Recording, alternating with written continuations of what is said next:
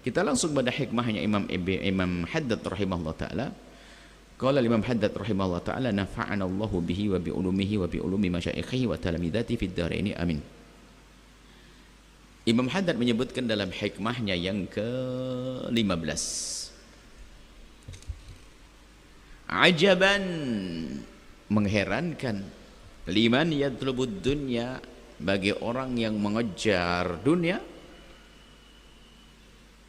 mengejar yang enggak wajar. Kalau mencari dunia sebuah kewajiban, lain cerita untuk nafkahi anak istri. Tentu ini adalah sesuatu yang tidak wajar, sampai meninggalkan sesuatu yang lebih penting lagi.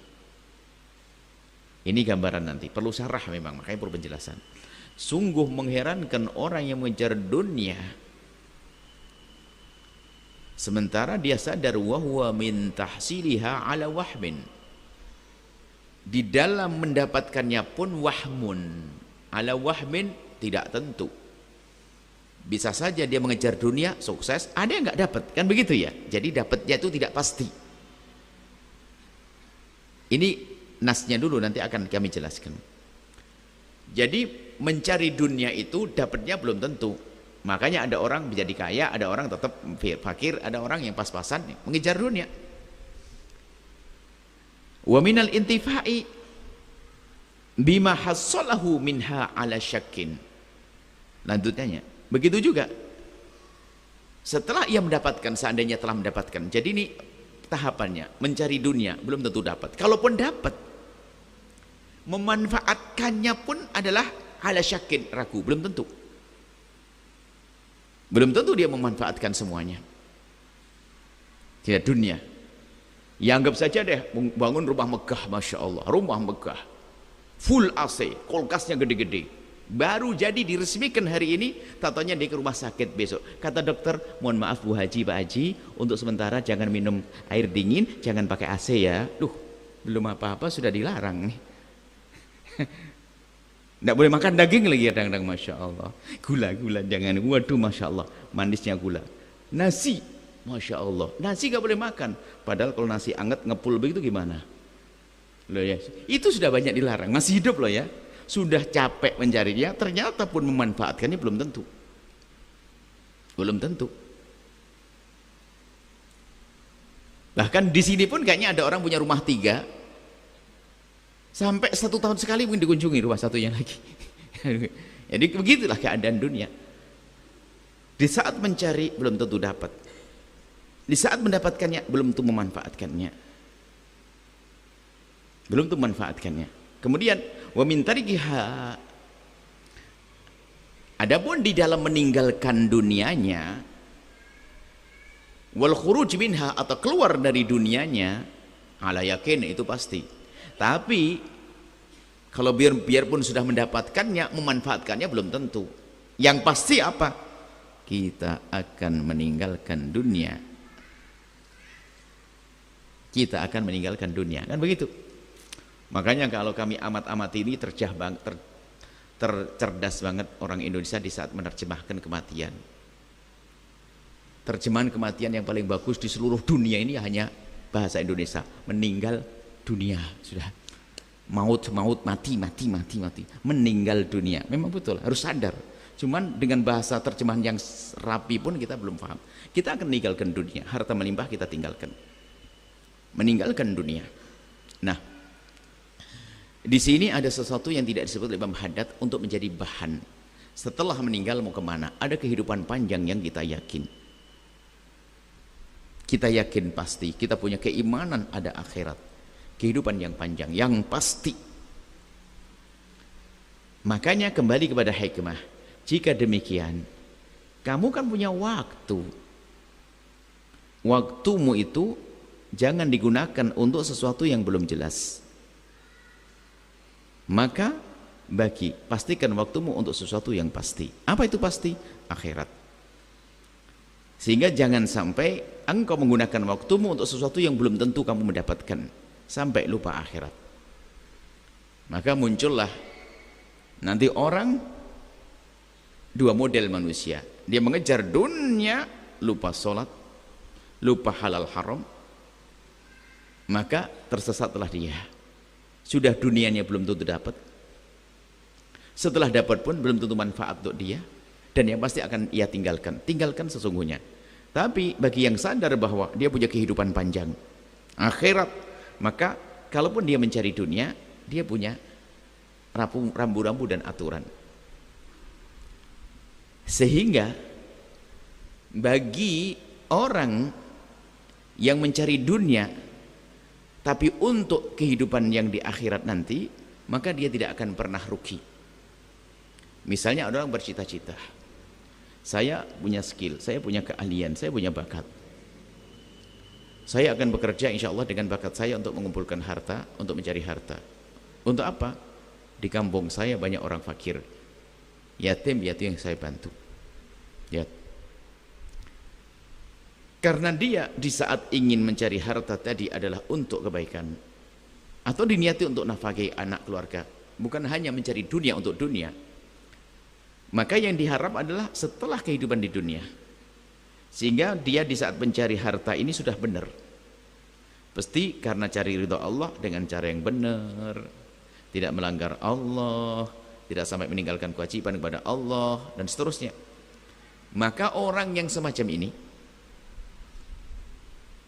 dia itu biarpun seolah-olah tampak tidak berhasil di dunia, sudah diberi oleh Allah pahala di akhirat. Ini loh uniknya. Jadi kalau Anda mencari dunia untuk Allah dan Rasulnya untuk akhirat, maka biarpun Anda belum sukses, maka sudah mendapatkan pahala. Kan disebutkan orang hiptoh, ada satu orang melihat orang kaya, kok enak banget itu orang kaya, banyak sedekah, banyak berderma, banyak berbagi, Masya Allah, aku pengen kayak dia, saya akan bekerja. Dia bekerja, tidak kaya kayak dia, tapi sesuai dengan niatnya, sudah diberi pahala. Ada hubungannya dengan akhirat. Dan di saat dia mendapatkan kekayaan yang sesungguhnya, apa yang terjadi? Dia kenal Allah dan Rasulnya, kenal akhirat. Pasti kekayaannya akan digunakan untuk akhiratnya nanti. Ya, ini Imam Haddad itu mengingatkan. Maka dari itu, siapapun, mungkin yang pertama adalah kelompok pertama yang masih mencari dunia. Jangan sampai engkau mencari dunia nggak ada nilainya. Jadikanlah pencarianmu terhadap dunia itu bernilai di hadapan Allah. Baik nanti hasil atau tidak hasil, sebab tetap ujungnya adalah dua, dapat atau tidak dapat. Karena caramu benar mencari dunia, benar dengan cara yang benar, maka itu menjadi punya nilai ibadah. Mencari nafkah, baik dapat rezeki atau tidak dapat rezeki, sudah dapat pahala. Sampai diberi motivasi oleh Rasulullah, orang keluar mencari rezeki, nafkah untuk anak istrinya adalah seperti orang jihad di jalan Allah. Nah, ini yang perlu difahamkan. Kalau dapat, alhamdulillah. Kalau tidak dapat, sudah dapat pahala.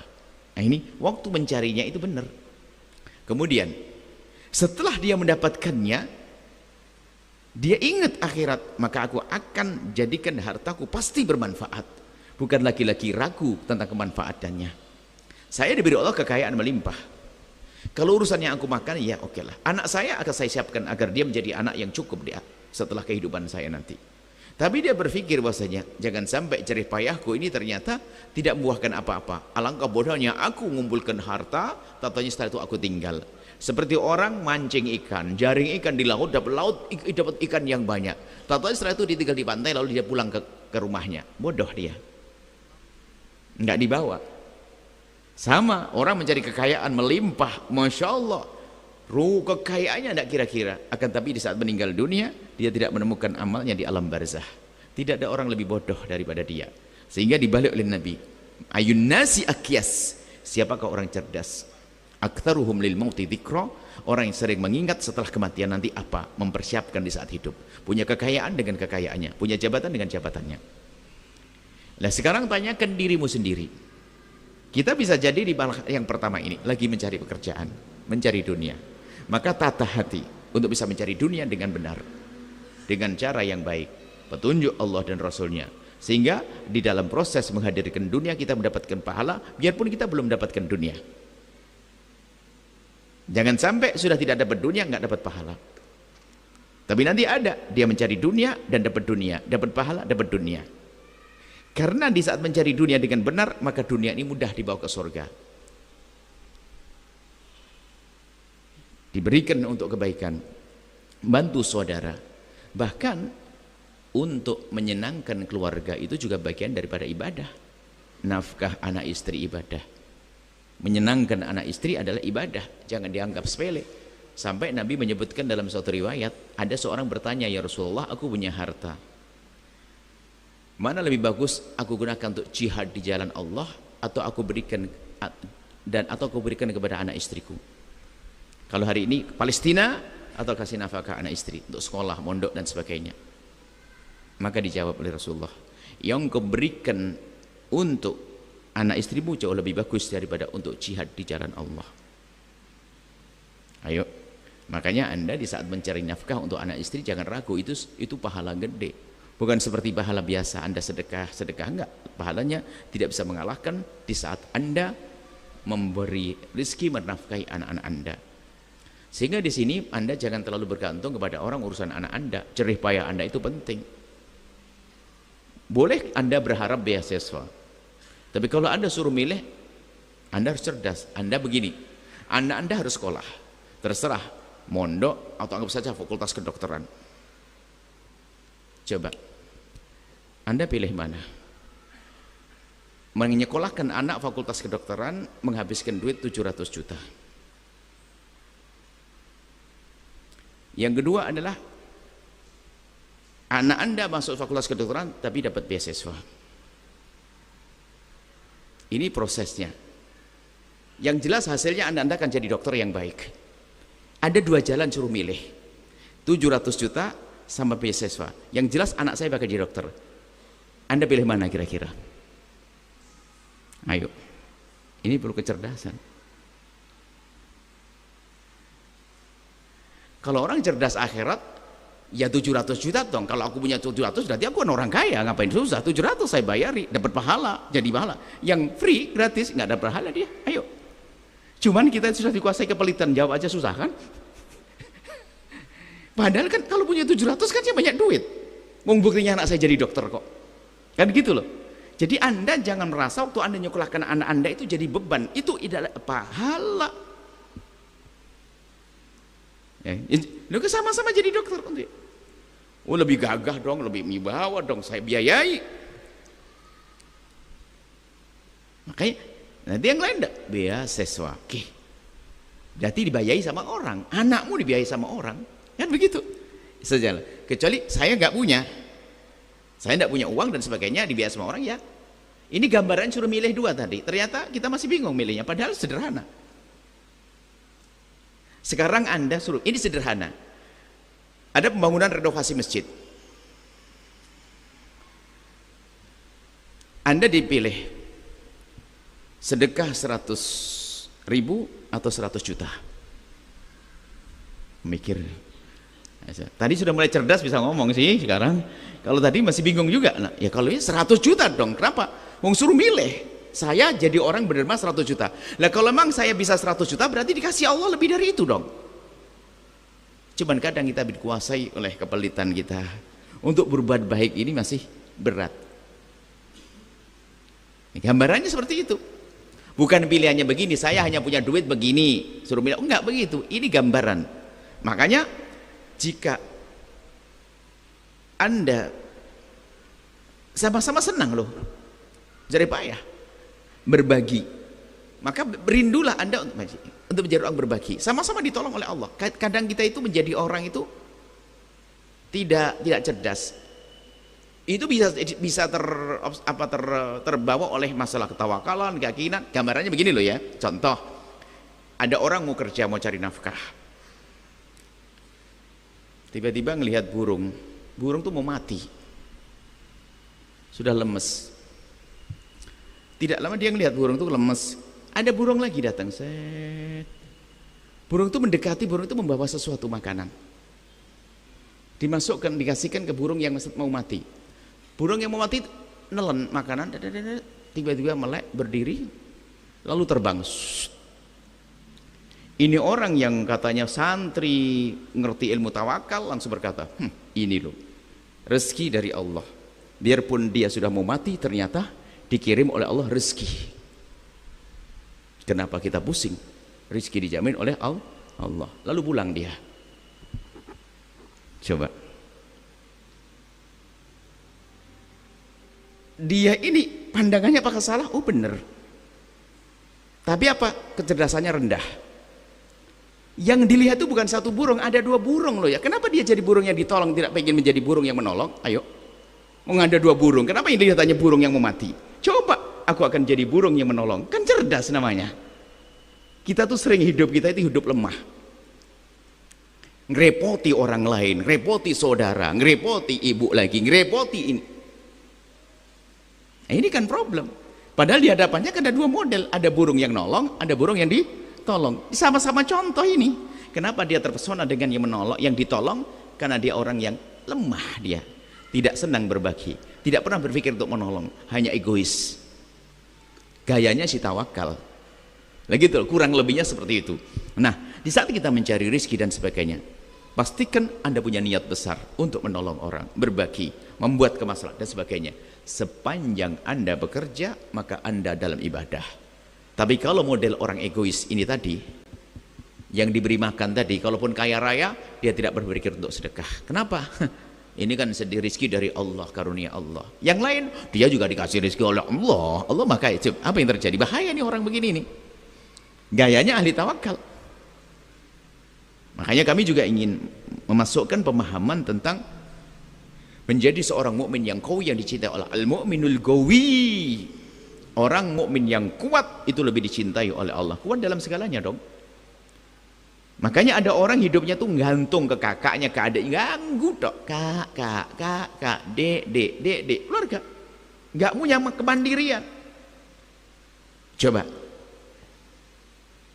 tidak hebat bagi orang semacam ini.